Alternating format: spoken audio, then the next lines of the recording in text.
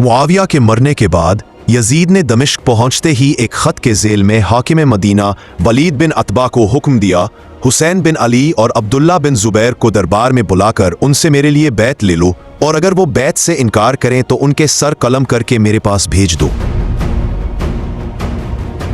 अहले मदीना से भी मेरे लिए बैत ले लो, और अगर कोई बैत करने से इनकार करे तो उसके लिए भी इसी हुक्म पर अमल करना जो मैंने लिखा है। वलीद यजीद के खत के मजमून से परेशान हो गया और रात ही में किसी को मरवान बिन हकम की तलाश में भेजा। उससे पहले वो मदीने का हुक्म था। मरवान वलीद के पास आ गया। अगरचे उस मुलाकात से वो खुश नहीं था। वलीद ने उससे यजीद के खत का तस्करा किया और पूछा कि इस सिलसिले में इन लोगों से किस तरह पेश आया जाए। मरवान ने कहा, उन्हें उसी वक्त तलब करो और यजीद के लिए बैत ले लो। अगर वो खुशी से बैत कर लें तो फबिहा, वरना उन्हें मर्गे मुआविया की इत्तला मिलने से पहले इनके सर कलम कर लो, क्योंकि अगर उन्हें मुआविया के इंतकाल की खबर मिल गई तो हर एक जुदागाना रास्ता इख्तियार करेगा और लोगों को यजीद के खिलाफ भड़काएगा और उन्हें अपनी तरफ दावत देगा। रहे अब्दुल्ला इब्ने उमर तो वो जंगो जदाल वाले आदमी नहीं है, ना वो लोगों पर हाकिम बना चाहते, मगर ये कि लोग उनसे दरखास्त करें। वलीद ने फौरन ही अब्दुल्ला इब्ने उमर और इब्ने उस्मान को इमाम हुसैन और इब्ने जुबैर के पास भेजा और उन्हें अपने पास बुलाया।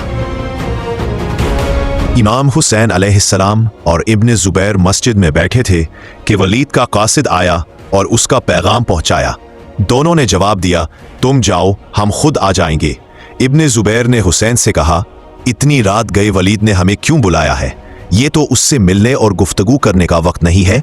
हुसैन ने फरमाया, मेरा ख्याल है कि मुआविया अपनी कैफर तिरदार को पहुंच गया और वलीद ने हमें शहर में मुआविया के इंतकाल की खबर फैलने से पहले यजीद की बैत के लिए बुलाया है। अब्दुल्ला इब्ने जुबैर ने कहा, मेरा ख्याल भी यही है, अब आपका क्या इरादा है? हुसैन ने फरमाया, मैं अपने अंदर यजीद की बैत को ठुकराने की जुर्रत रखता हूँ। इसके बाद इमाम हुसैन अलैहिस्सलाम अपने बावफा मददगारों और जान बरकफ आशनाओं के साथ दारुल अमारा की तरफ रवाना हुए। साथियों से फरमाया, मैं अंदर जाता हूं, जब मैं तुम्हें आवाज दूं या तुम सुनो कि मेरी आवाज बुलंद हो गई है तो तुम फौरन दारुल अमारा के अंदर दाखिल हो जाना, और जब तक मैं दारुल अमारा से ना निकल आऊं उस वक्त तक मुतफर्रिक ना होना। वलीद के पास मरवान भी उसके पास मौजूद था। जब हाकिम मदीना वलीद बिन उतबा ने इमाम हुसैन के सामने यजीद का खत पढ़ा तो आपने फरमाया, मैं हरगिज यजीद की बैत नहीं करूंगा। मरवान, जो कि इमाम के इस अर्ज से नाराज था, ने कहा, अमीरुल मोमिनीन की बैत करो। इमाम ने फरमाया, वाय हो तुझ पर कि फजूल बकता है, यजीद को किसने अमीरुल मोमिनीन बनाया है? मरवान, जो कि गुस्से के मारे आपे से बाहर हो गया था, उठा और कब्जा शमशीर को मजबूती से पकड़कर वलीद से कहा कि हुकूमत के कारिंदों को हुक्म दो कि कब्ल इसके कि ये दारुल अमारा से बाहर निकले इनका सर कलम करे, इनके खून का मैं जिम्मेदार हूं।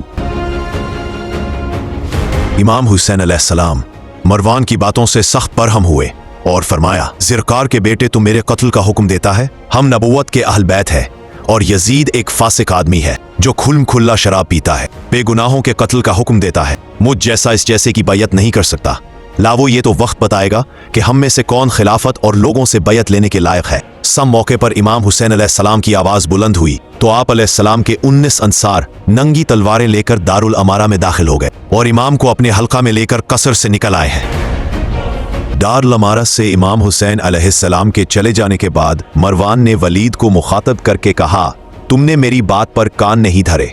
खुदा की कसम, अब हुसैन तुम्हारे हाथ नहीं आएंगे। वलीद ने कहा, तुम्हारे मशवरा से मेरा दीन तबाह हो जाता। खुदा की कसम, अगर मुझे पूरी दुनिया भी दे दी जाए तो भी मैं हुसैन को कत्ल नहीं करूंगा। इनके खून से मैं अपने हाथ को रंगीन करने के सिलसिले में खुदा की पनाह चाहता हूँ, वो भी जो उसमें के यजीद की बैत में पहलू पही करते हैं।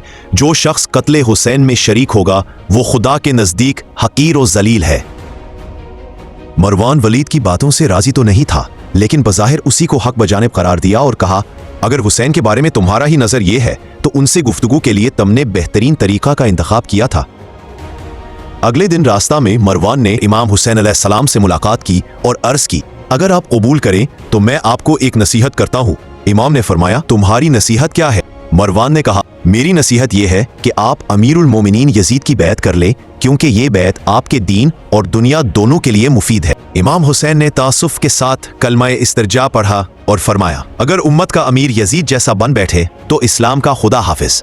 अफसोस है मरवान तेरी हालत पर कि तू यजीद की बैत का मशवरा देता है, हालांकि वो एक फासिक आदमी ने क्यों ऐसी फजूल और नारवा बातें कहता है। तुम्हारी उन बातों के सबब मैं तुम्हें मलामत नहीं करता कि तुम वही हो कि रसूल ने तुम पर उस वक्त लानत की थी कि जब तुम अपने बाप हुक्म बिन अलास के सुल्ब में ही थे। फिर उसे मुखातब करके फरमाया, दूर हो ए दुश्मन खुदा, हम रसूल खुदा के अहले बैत हैं और हक हमारे साथ और हमारे दरमियान है और हमारी जबान से बस हक ही निकलता है। मैंने खुद रसूल से सुना है कि आपने फरमाया, अबू सुफियान के बेटों पोतों और उनके गुलामों पर खिलाफत हराम है। नीस फरमाया, अगर मुआविया को मेरे मिंबर पर देखो तो बेधड़क उसका पेट चाक कर दो।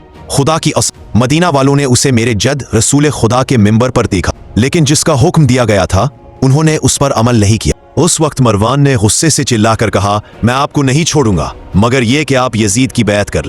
आप आले अली अबू सुफियान की औलाद की तरफ से दिलों में कीना रखते हैं, इसलिए उनके दिल में आप लोगों के दरमियान दुश्मनी होनी ही चाहिए। इमाम अलैहिस्सलाम ने बाआवाज बुलंद फरमाया, दूर हो जाओ नापाक, कि हम अहले बैत तहारत में खुदा ने हमारे ही मुतल्लिक रसूल पर वही नाजिल की थी। इन्नमा युरीदुल्लाहु लियुज़हिबा अन्कुमुर रिज्सा अहलल बैति व युज़हिरकुम तत्हीरा। इमाम हुसैन अलैहिस्सलाम के बयान के बाद मरवान में लब कुशाई की हिम्मत बाकी न रही, लेकिन इमाम ने अपने बयान को जारी रखते हुए फरमाया, ज़रक़ा के बेटे, चूंकि तुम रसूल से नाराज हो इसलिए मैं तुम्हें इस दिन के बारे में दर्दनाक अजाब की बशारत देता हूँ, जिस दिन तुम खुदा की बारगाह में जाओगे और मेरे जद रसूल तुमसे मेरे और यजीद के बारे में सवाल करेंगे।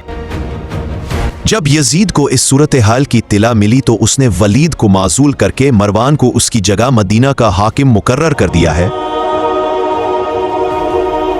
इमाम हुसैन अलैहिस्सलाम ने यह तय किया कि हिजाज को खैरबाद कहकर इराक चले जाएं।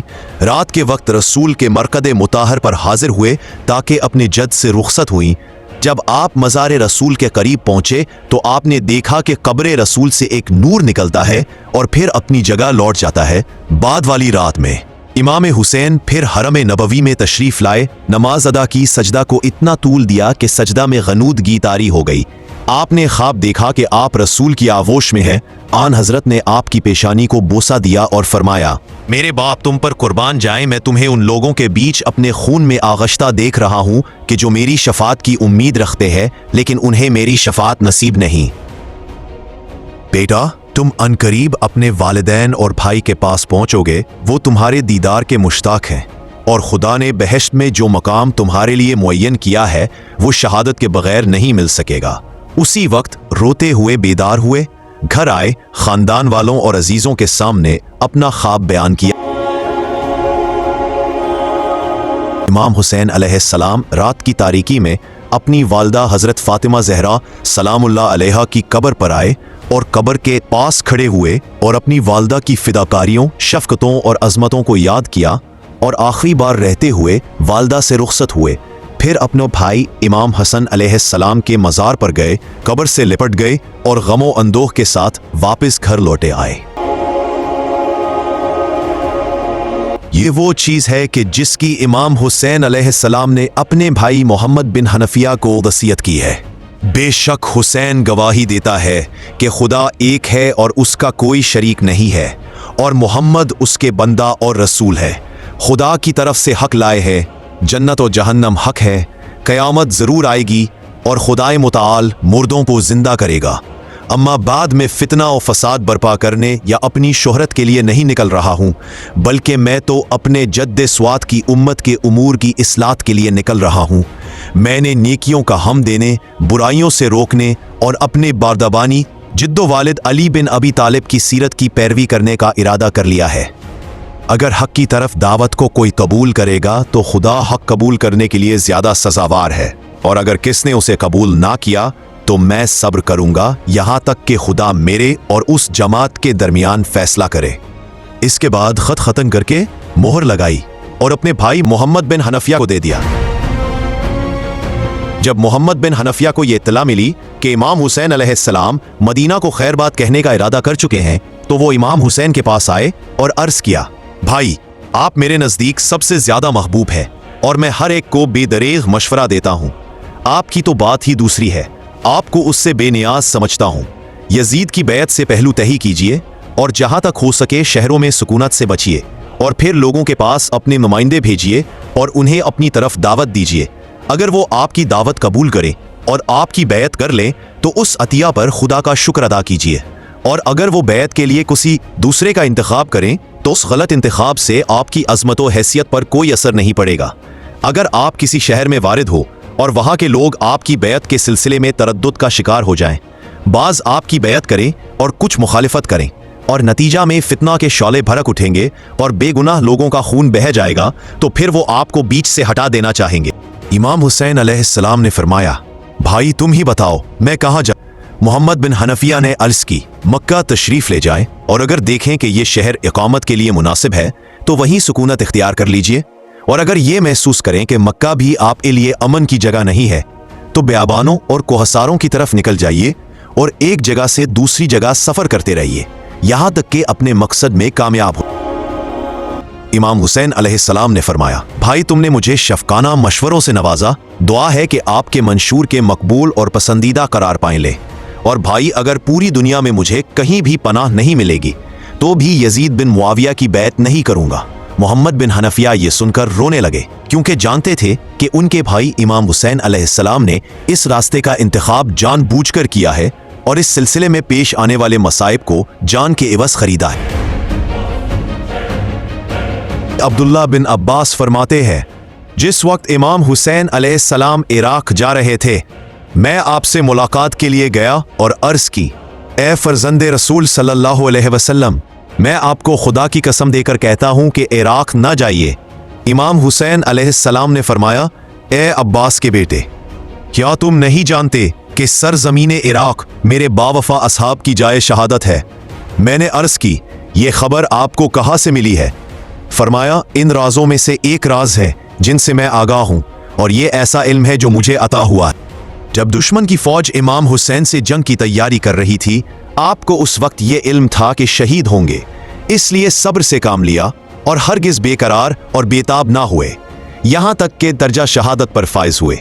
खुदा आप पर रहमत नाजिल करे। है मदीने से मक्का की तरफ रवानगी के वक्त सलमा इमाम हुसैन के पास आई और कहा, बेटा इराक की तरफ सफर करके मुझे गमजदा ना करो। बेशक मैंने तुम्हारे जद्दे रसूल से सुना है कि फरमाया, मेरा बेटा इराक में इस सरजमीन पर कत्ल किया जाएगा जिसे करबला कहते हैं। इमाम हुसैन अलैहिस्सलाम ने फरमाया, नानी जान, खुदा की कसम मैं इस काम के नतीजे से बखूबी वाकिफ हूँ, लेकिन इस राह को जारी रखने के अलावा कोई चारा नहीं है। खुदा की कसम मैं जानता हूँ कि मुझे कहाँ और किस दिन शहीद किया जाएगा। मैं इस शख्स का नाम भी जानता हूँ कि जो मुझे शहीद करेगा।